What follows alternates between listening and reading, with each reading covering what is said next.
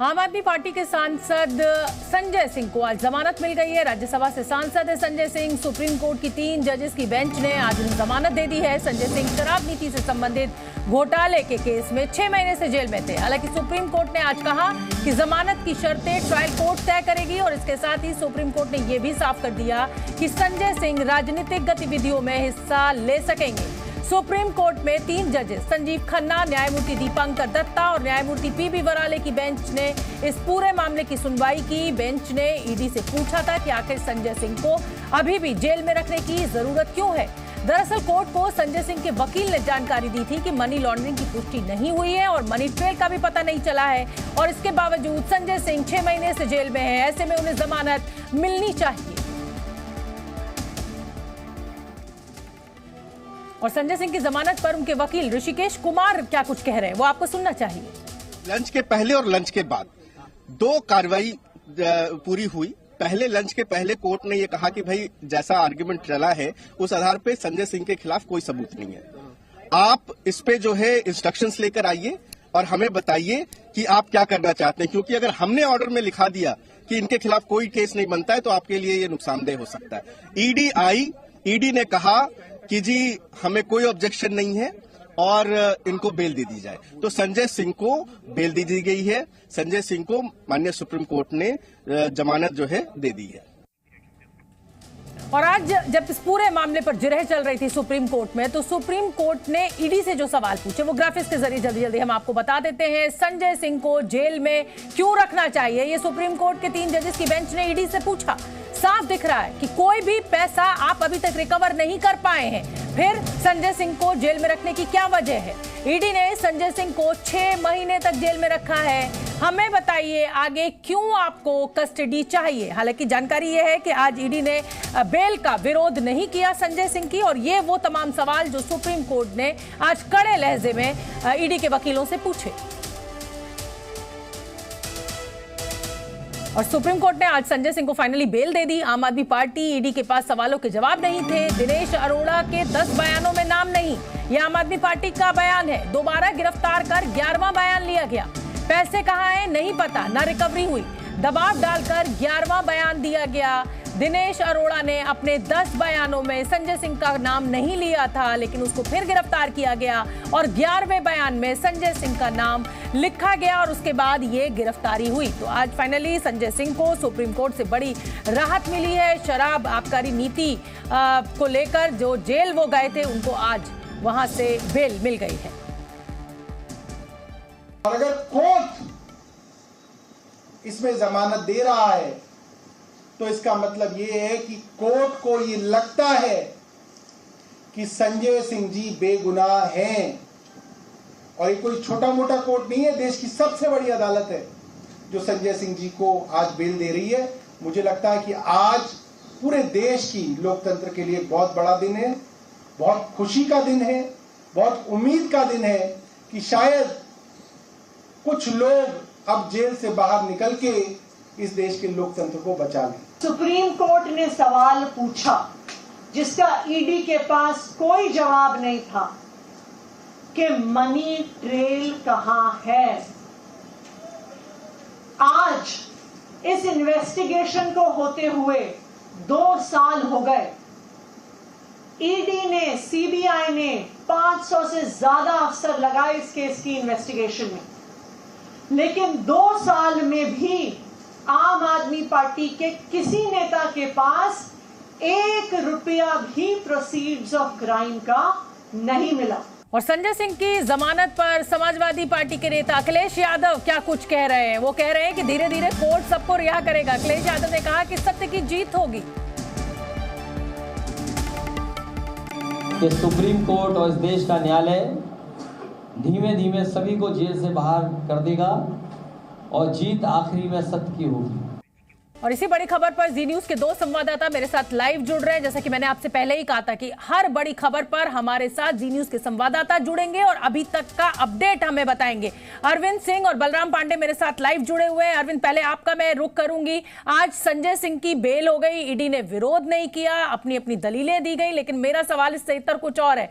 क्या संजय सिंह की राहत को अब दूसरे आम आदमी पार्टी के नेताओं की जमानत मिलने के मामले से जोड़कर देखा जा सकता है? क्या अब दूसरे नेताओं को भी, चाहे वो अरविंद केजरीवाल हो, चाहे वो मनीष सिसोदिया हो, क्या इसमें राहत मिलती हुई अब नजर आ रही है? कुछ इस डिसीजन में कुछ इस तरीके की व्याख्या की गई है क्या? देखिए, कोर्ट ने अपने आदेश में कहा है कि संजय सिंह को जो रियायत मिली है वो एक नजीर नहीं बन सकती, यानी दूसरे आरोपी इस रियायत का हवाला देते हुए जमानत की मांग नहीं कर सकते हैं। ये तो सुप्रीम कोर्ट ने अपने आदेश में साफ कर दिया है। ठीक है। दो तीन बातें महत्वपूर्ण हैं शोभना जी इस मामले को लेकर के। पहली बात यह कि संजय सिंह को जिस अंदाज में, अप्रत्याशित अंदाज में जमानत मिली है, शायद इसकी उम्मीद संजय सिंह और उनके वकीलों को भी नहीं रही होगी। आमतौर पर जमानत अर्जी पर सुनवाई होती है, कोर्ट दोनों पक्षों की जिरह सुनने के बाद आदेश सुरक्षित रखता है, उसके बाद कोर्ट का आदेश आता है। लेकिन यहां पर ईडी की तरफ से ही एएसजी एसबी राजू ने कह दिया कि अगर जमानत दी जाती है तो कोई ऐतराज उनको नहीं है, और उसके बाद कोर्ट ने सुनवाई के दौरान ही फैसला लिखवाना शुरू कर दिया और संजय सिंह के लिए एक बड़ी राहत का सबब बन गया ईडी का यह बयान। लेकिन बड़ी बात यह है कि आखिर ईडी की ओर से एएसजी ने यह बयान क्यों दिया, इसकी वजह क्या थी? इसको कोर्ट की 3 टिप्पणियों से समझा जा सकता है। सबसे बड़ी जो टिप्पणी कोर्ट ने की थी वो ये थी कि अगर ईडी अभी भी ये कहता है कि संजय सिंह को हिरासत में रखा जाना चाहिए, तो फिर हमें सेक्शन 45 जो पीएमएलए का है उसके तहत जमानत की दोहरी शर्तों पर विचार करना होगा। सेक्शन 45 के तहत 2 शर्तें हैं। पहली शर्त यह है कि पब्लिक प्रोसिक्यूटर को अपनी बात रखने का पूरा मौका देगा कोर्ट। दूसरी शर्त जो बहुत महत्वपूर्ण है वो ये कि जमानत देते वक्त कोर्ट को इस बात के लिए आश्वस्त होना पड़ेगा कि आरोपी ने अपराध नहीं किया है और भविष्य में भी इस तरह के अपराध की जाने की आशंका नहीं है।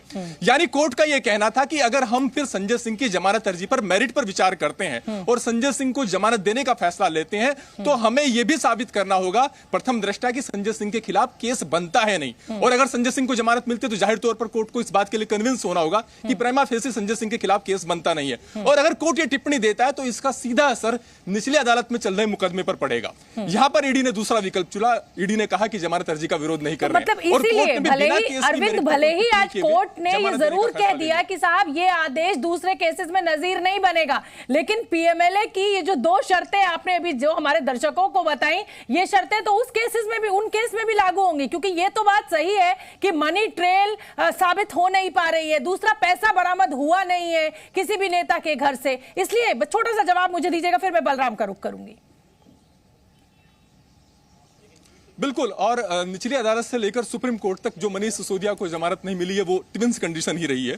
ट्रिपल टेस्ट की जो कंडीशंस हैं कि आरोपी सबूतों के साथ छेड़छाड़ नहीं करेगा, गवाहों को प्रभावित नहीं करेगा, देश छोड़कर नहीं भाग पा रहा, इन कसौटी पर सभी आरोपी खरे उतरते हैं, ये उनके वकीलों की तरफ से दलील दी गई। लेकिन पीएमएलए के तहत अभी तक जो आरोपियों को जमानत नहीं मिल पाई है, जिसमें आम आदमी पार्टी के बड़े लीडर भी शामिल रहे हैं, उसके पीछे वजह ये ट्विंस कंडीशन ही रही है। लेकिन आज जब ईडी ने ही कहा कि वो जमानत अर्जी का विरोध नहीं कर रही है, तो फिर कोर्ट ने बिना मेरिट पर जाए ये फैसला ले लिया। ठीक है अरविंद, मेरे पास थोड़ी सी समय की किल्लत है। बलराम पांडे, मैं आपका रुख करना चाहूंगी। मुझे लगता है कि आज आम आदमी पार्टी के लिए बहुत बड़ी राहत है। अभी तक जो संकट आने वाले लोकसभा चुनावों को लेकर देखा जा रहा था कि साहब कोई कैंपेन करने के लिए कोई बड़ा चेहरा नहीं है, आतिशी और सौरभ भारद्वाज है या राघव चड्ढा है, लेकिन जो कद संजय सिंह का है, मनीष सिसोदिया का है, अरविंद केजरीवाल का है, वो उसकी जरूरत है इस समय पार्टी को लोकसभा चुनाव से पहले। तो बड़ी राहत आज।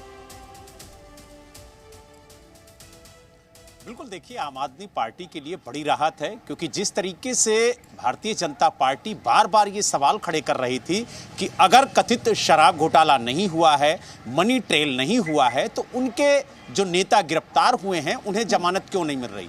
लेकिन जिस तरीके से आज संजय सिंह को जमानत मिली है, उसके बाद कहीं ना कहीं जो आम आदमी पार्टी है उसे बड़ी राहत मिली है। बलराम, मैं आपको 10 सेकंड के लिए रोकूंगी, क्योंकि मैं इस समय की बड़ी खबर भी अपने दर्शकों को बताना चाहती हूँ। और बलराम, फिर मैं आपके पास आऊंगी सवाल लेकर। आम आदमी पार्टी विधायकों ने आज अरविंद केजरीवाल की पत्नी सुनीता केजरीवाल से मुलाकात की है। हमने आपको बताया था कुल 55 विधायक इस बैठक में शामिल हुए हैं। और बैठक के बाद दिल्ली सरकार में मंत्री सौरभ भारद्वाज का कहना है कि बीजेपी लगातार मुख्यमंत्री केजरीवाल के इस्तीफे का दबाव बना रही है, लेकिन अरविंद केजरीवाल इस्तीफा नहीं देंगे।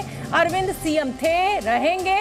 और वहीं बीजेपी आम आदमी पार्टी पर भ्रष्टाचार का आरोप लगा रही है। बलराम, इस सवाल के जवाब को भी आप अपने जवाब में ले लीजिए, क्योंकि अब सवाल यह है कि ठीक है आम आदमी पार्टी तो कह रही है और आम आदमी पार्टी तो पिछले कई दिनों से कह रही है, गिरफ्तारी से पहले से कह रही थी कि जेल जाएंगे तो जेल से सरकार चलेगी, लेकिन टेक्निकल, हमने कल भी चर्चा की थी इस पर, ये बहुत बड़ी दिक्कत है। आज सुनीता केजरीवाल का विधायकों से मिलना, इसके क्या मायने निकाले जाए? यानी आने वाले समय में अगर अरविंद केजरीवाल को जमानत नहीं मिलती तो सुनीता केजरीवाल मुख्यमंत्री होंगी दिल्ली की?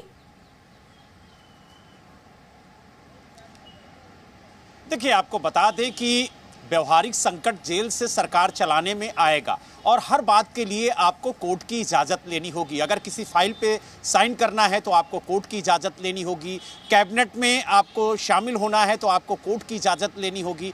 यही वजह है कि जो व्यवहारिक तौर पर अगर देखा जाए तो जेल से सरकार चलाना बेहद मुश्किल हो जाता है। लेकिन जिस तरीके से आज आम आदमी पार्टी के विधायकों ने सुनीता केजरीवाल से मुलाकात की और उनसे एक मत में यही आवाज़ लगाई कि दिल्ली के मुख्यमंत्री अरविंद केजरीवाल ही रहें, वो अपने पद से इस्तीफा ना दें, क्योंकि दिल्ली की 2 करोड़ जनता ने उन्हें